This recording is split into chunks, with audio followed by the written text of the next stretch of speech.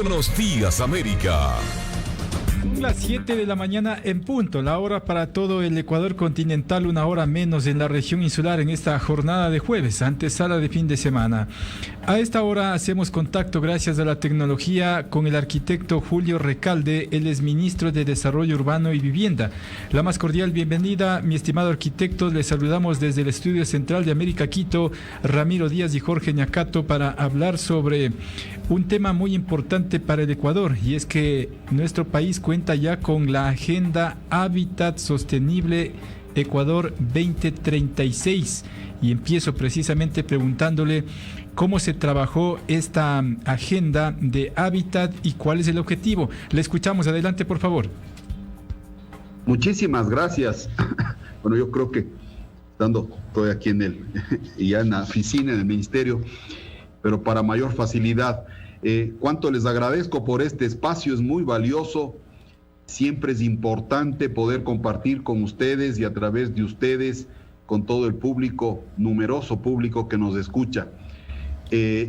Siempre quisiera, si me permiten, por favor, el día de hoy, pedir que las manifestaciones se las lleven en paz, sin violencia ni vandalismo, que recuerden que el gobierno nacional respeta el derecho a la manifestación pacífica porque es un gobierno democrático. La libertad de expresión es una de las banderas de nuestra administración. Respetamos las manifestaciones que se realizan en el marco de la ley y el respeto de los derechos de los demás. Hay que tener en cuenta que la arquitectura, la infraestructura urbana son bienes públicos. Y entonces hacemos un llamado a que los manifestantes respeten y cuiden las ciudades de nuestro país, que no haya violencia, vandalismo. Y bueno, hay que tomar en cuenta algo importante, y precisamente ahora vamos a hablar de la Agenda Hábitat, que el Ecuador se está reactivando, que luego de vivir meses difíciles de pandemia, y gracias a las responsables, oportunas decisiones del gobierno nacional, el Ecuador avanza a paso firme. Estamos recorriendo el país, estamos nuevamente ya ejecutando viviendas en todo el país, en todas las provincias, generando trabajo, dinamizando la economía. Y no puede ser que una posible paralización de actividades económicas perjudicaría todo este proceso que cuesta tanto, que es tan difícil, afectando a todos los ecuatorianos. Y además hay otra cosa que hay que considerar, que la pandemia no ha terminado, la emergencia no ha terminado. Entonces es responsabilidad de cada uno precisamente evitar la propagación del virus, buscar el bienestar propio y de nuestras familias. Muchas gracias, pero es importante empezar diciendo esto para la paz y tranquilidad de todos. Mire, para entrar ya en el tema, quisiera contarles a ustedes, y para hacer una breve introducción, decirles que a través de la Organización de las Naciones Unidas se realizó por primera vez el hábitat en el año 1976 y obviamente se tomaron ahí salieron varias conclusiones y un compromiso de hacer un seguimiento al hábitat cada 20 años. De esta manera, el siguiente hábitat se realizó en 1996. En cada uno de los hábitats que se generaron puntualmente recomendaciones. En el 76 era dotar de vivienda a personas sin hogar. En el 96, un acceso a vivienda adecuada y una urbanización sostenible. Y el siguiente hábitat que se hizo aquí en el Ecuador fue en el año 2016, en el que se determinó que debemos lograr ciudades más equitativas, productivas y sustentables, con énfasis en la gobernanza y participación ciudadana. De ahí que a partir de este año, el Ecuador se comprometió a crear esta Agenda de Hábitat 2036, que sería ya el cuarto hábitat. Lo llamamos el hábitat 3+4 precisamente por esto, porque se realizaron 3 hábitats ya y llevamos 4 años de este nuevo periodo que vamos hasta el 2036. Eso es importante, un poco como introducción para contar a la ciudadanía. Bueno, no sé, me preguntaba usted cuáles son los objetivos, podríamos decir, ¿qué es el hábitat? ¿Qué es el hábitat que sería importante recalcar? Que es el entorno en el que la población desarrolla la totalidad de sus actividades y en el que se concretan todas las políticas y estrategias territoriales. Esto es importante tomarlo en cuenta. Partiendo de ahí, nosotros podríamos decir que, obviamente, ya la agenda propiamente dicha es el marco que establece una visión clara y coordinada para orientar acciones de implementación de las políticas de desarrollo urbano sostenible en el Ecuador. Arquitecto, discúlpeme, pero la pregunta es, ¿cuánto hemos avanzado, al menos en nuestro país, desde el último hábitat que se registró, como usted bien recordó, en la capital de la República del Ecuador, y que se centró muchas expectativas con miras a esas ciudades sostenibles, esas ciudades inclusive inteligentes? Pero ¿cuánto hemos avanzado hasta la fecha, arquitecto? A ver, a partir del 2016 y con la creación de este hábitat, yo diría que en el gobierno del presidente Lenín Moreno hemos avanzado muchísimo, precisamente, y hemos venido trabajando y desarrollando esta agenda paralelamente. Hemos avanzado en la creación precisamente de urbanizaciones sustentables y sostenibles. Se han venido trabajando en todo el país en el programa Casa para Todos. Esto ha servido paralelamente, entre uno y otro ejercicio, apoyarse mutuamente. Así hemos venido desarrollando esta agenda que finalmente la lanzamos la semana anterior. Crear ciudades inclusivas, urbanizaciones inclusivas. Esto de, ustedes han oído al señor presidente, vivienda digna. Vivienda digna no solamente significa las 4 paredes que se están entregando de vivienda, también se está trabajando en comunidad, en urbanizaciones inclusivas, urbanizaciones que encuentran, obviamente, porque antes no era así, obviamente algo elemental: agua, luz, alcantarillado, vías, iluminación, canchas, parques, áreas verdes, centros comunitarios, emprendimientos, huertos. Esa es la manera, y creando comunidad.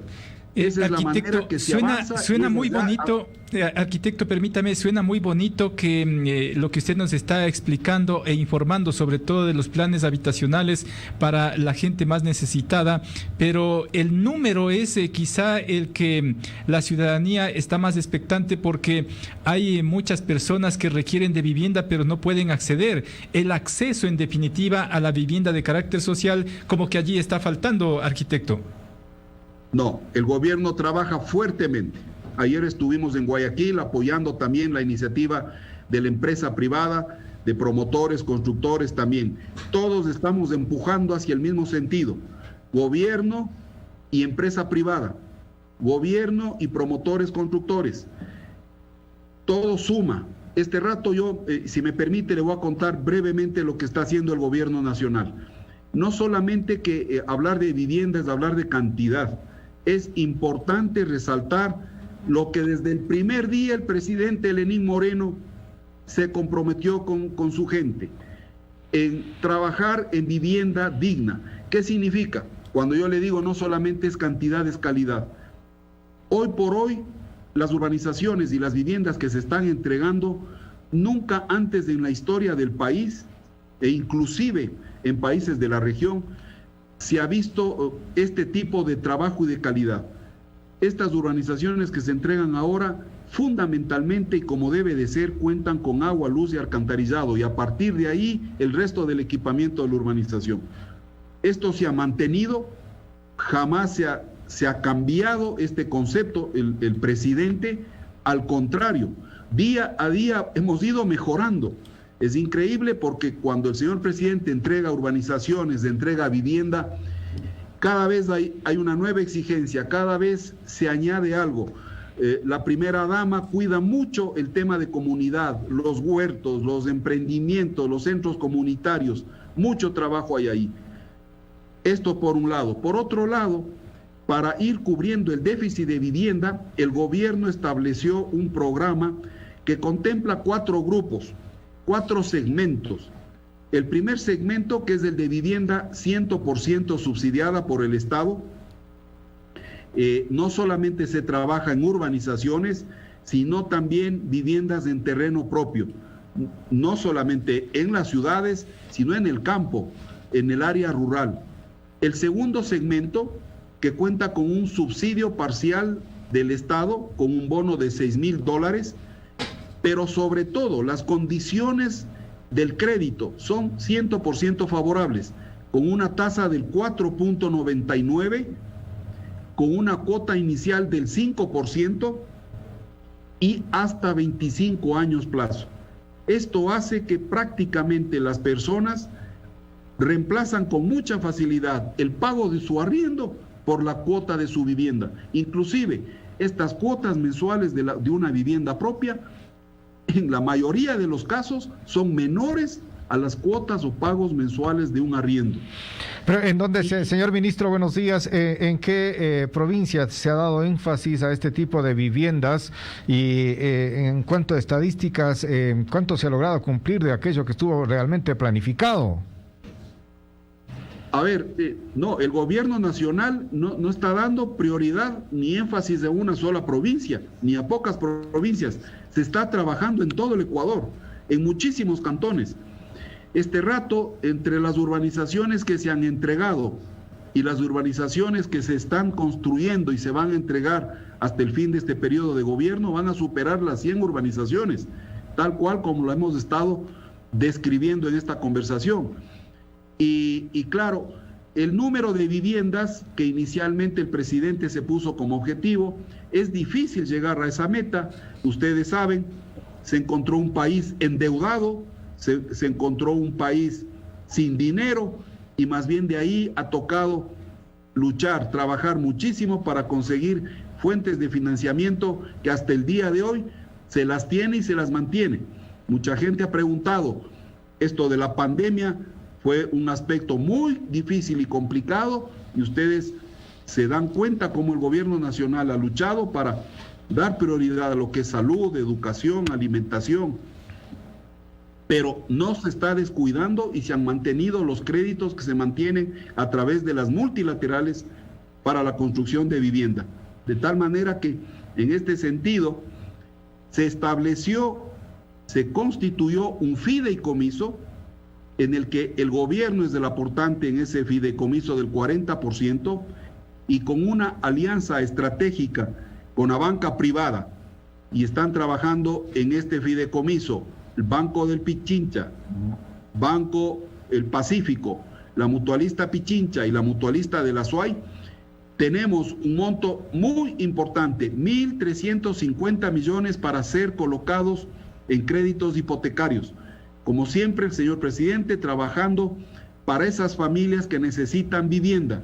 Les decía, viviendas 100% subsidiadas por el Estado, viviendas con un bono parcial del Estado de $6,000, pero también hay el segmento 3 y 4, que conservan la tasa del 4.99, la cuota inicial del 5% y hasta 25 años plazo. De tal manera que así no solamente estamos construyendo viviendas para la gente pobre y la gente de extrema pobreza, estas que son subsidiadas, sino también para esas familias que no, el segmento 2, que no superan un ingreso familiar de 2.5 salarios mínimos vitales, que equivale a $1,000, y ustedes comprenden que obviamente esas familias necesitan una ayuda. Para eso hay todavía el bono de $6,000 que el gobierno ayuda, y los otros segmentos para viviendas que van de 40 hasta $90,000, que también mantienen la tasa, el plazo y la cuota de entrada. Señor ministro, de estos últimos recursos que han llegado de los organismos multilaterales, ¿se ha destinado algún monto para poder también afianzar estos procesos de construcción de vivienda? Claro, estos procesos y los créditos con los multilaterales se ha venido trabajando, no ahora último en estos meses, ya son créditos que se consiguieron meses atrás, inclusive el año anterior, y eso es lo que se viene ejecutando. Son créditos que están destinados puntualmente para vivienda, y eso es lo que estamos haciendo con el BID, la CAF, la FD, el Fondo Monetario, el FMI, y por eso es que este programa de vivienda continúa, avanza. ¿Cuál es la proyección, señor ministro, de vivienda social hasta finales de esta administración? Porque prácticamente ya quedan pocos meses, ministro. Claro, mire, con el tema del fideicomiso y en las diferentes talleres y charlas que hemos tenido con toda la gente involucrada en el segmento de la construcción, las cámaras, constructores positivos, colegios de arquitectos, ingenieros en todo el país. Ayer en la mañana tuvimos una reunión con las cámaras de la construcción de Manabí, en Manta estuvimos con muchos constructores a los que se les contaba todo este plan y este programa de gobierno para que la gente se motive, las empresas constructoras inicien sus procesos. Hemos crecido brutalmente en el registro de proyectos. Tenemos ya aproximadamente 600 registros de proyectos y aquí, por favor,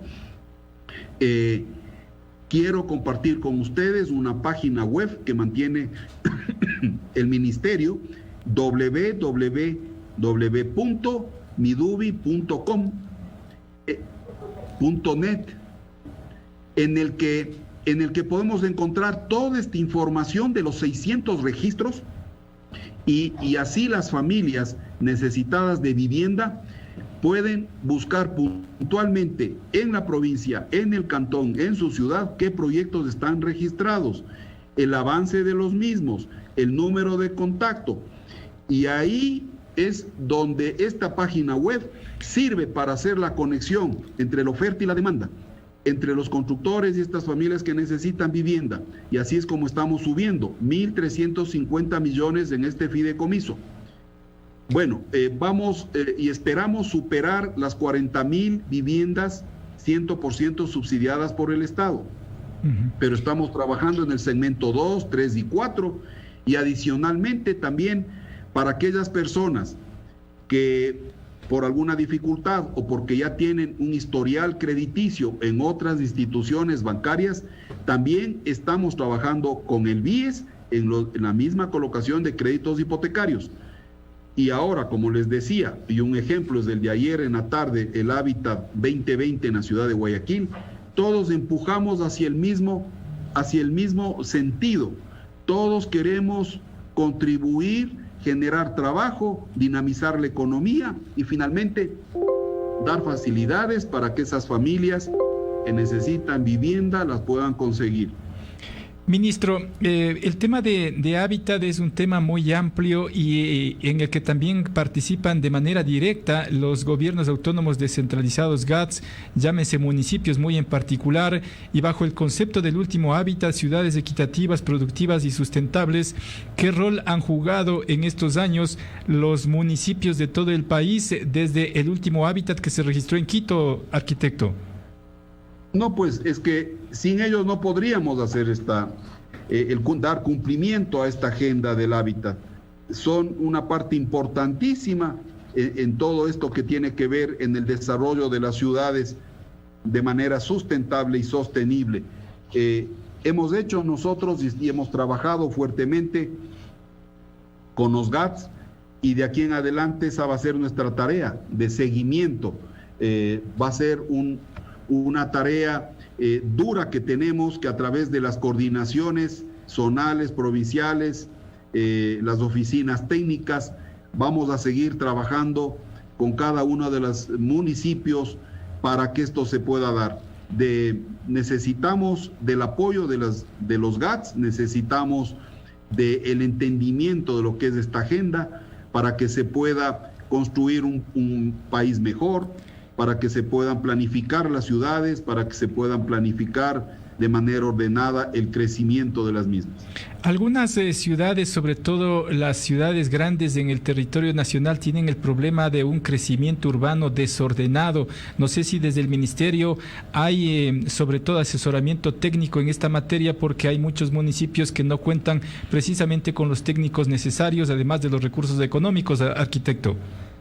Claro, todos sabemos que hay municipios más fuertes que otros, pero de todas maneras Para esto no se necesita sino empezar primero con la predisposición plena y absoluta de planificarse, de ordenarse. Y yo creo que esto es básico en cualquier oficina, en cualquier municipio, de tal manera que a partir de ahí nosotros, por supuesto, como le digo, vamos a apoyar a través de nuestras oficinas, coordinaciones zonales, provinciales, oficinas técnicas, y desde aquí mismo, desde Quito, desde el Ministerio, para dar todo este apoyo, lo que sea necesario. Estamos además planificando realizar unos talleres por zonas, de tal manera que no solamente vamos a ir puntualmente de uno en uno, sino que también vamos a dar capacitaciones por zonas, sectorizando el país, para que esto se pueda difundir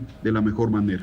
Durante esta pandemia ha generado problemas, si cabe el término, para seguir trabajando en estos temas de hábitat, o no se ha detenido en ningún momento producto de la crisis sanitaria que vivimos, arquitecto. No, pues esta crisis sanitaria precisamente fue una lección para todos, y de aquí hemos sacado muchas experiencias y muchas conclusiones.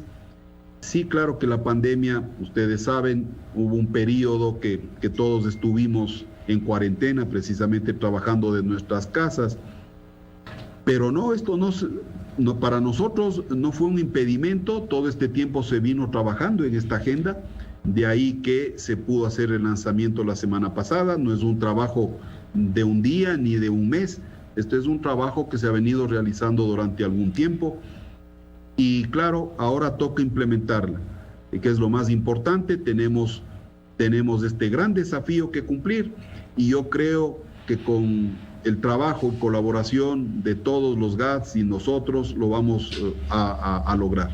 Arquitecto, con esta pandemia lo que ahora se debe utilizar mucho más también para el desarrollo de las ciudades en el mundo entero es precisamente la utilización al 100% de las tecnologías que muchos países considerados del tercer mundo no necesariamente lo estaban poniendo atención a este tema, arquitecto. Mire, me estaba olvidando también de un tema muy importante. Todo esto y el tema de la agenda también lo realizamos. Esto es importantísimo. Inclusive pensé que ahora íbamos a compartir esta entrevista con la GIZ, la Corporación Técnica Alemana. Con ellos hemos venido desarrollando los talleres, hemos venido trabajando en estas reuniones con los GATS. Esto no fue solamente puertas adentro que se lo hizo, se trabajó, se construyó esta agenda precisamente, y con la colaboración y el apoyo de la GIZ, con los diferentes GATS, de tal manera que el mejoramiento de las condiciones de vida de las personas que viven bajo condiciones difíciles y complejos es el objetivo y el propósito de este trabajo. Así es que me estaba olvidando, esto es importantísimo resaltar y recalcar.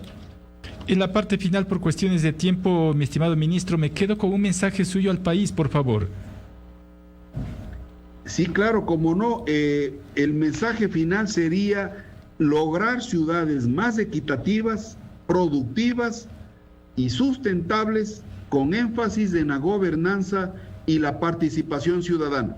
Así lograremos acuerdos colectivos que sean sostenibles en el tiempo. Mire, esto resume todo lo que hemos venido hablando. Lograr ciudades más equitativas, productivas y sustentables. Entre todos, la gobernanza, los GATS y los ciudadanos. Ok, ministro, le agradezco mucho por su tiempo. Que tenga una excelente jornada. Muchísimas gracias a ustedes. Gracias al señor ministro de Desarrollo Urbano y Vivienda, el arquitecto Julio